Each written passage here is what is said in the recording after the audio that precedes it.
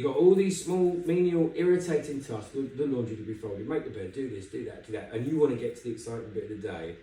But these smaller tasks will build in number, and then they become overwhelming. So from a business point of view, they talk about this from if you're an entrepreneur and if you're general mental health, do those small menial tasks, get them out of the way, eat the frog, you're not going to like it, but then it opens up the rest of the day for what you want to do.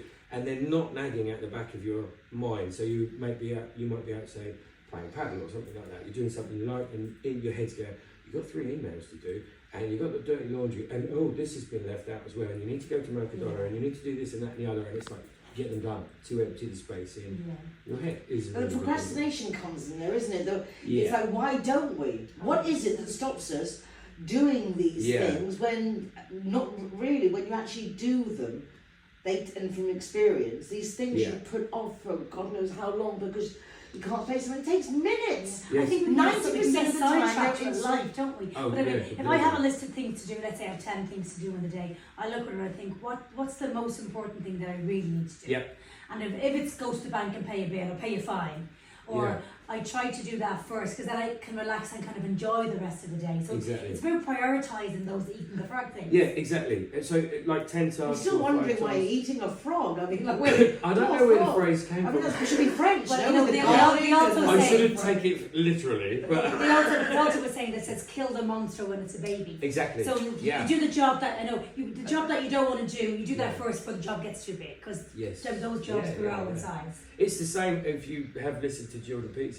I do, You know, he said like about the letter on the mantelpiece, which becomes eventually the dragon in the room. You know, I don't remember seeing one. If you leave that bill, you know what's in there, and you leave it through fear.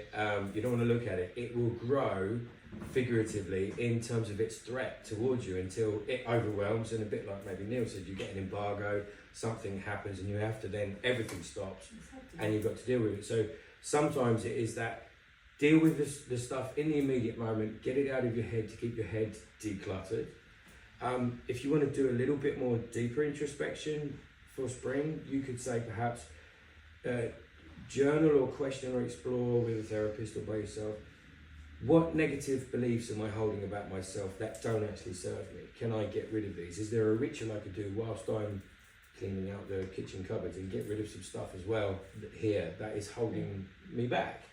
Do I have any resentments or grudges, leftover residual feelings towards people or certain situations that are actually nagging away? Should I have that conversation with someone and get it done?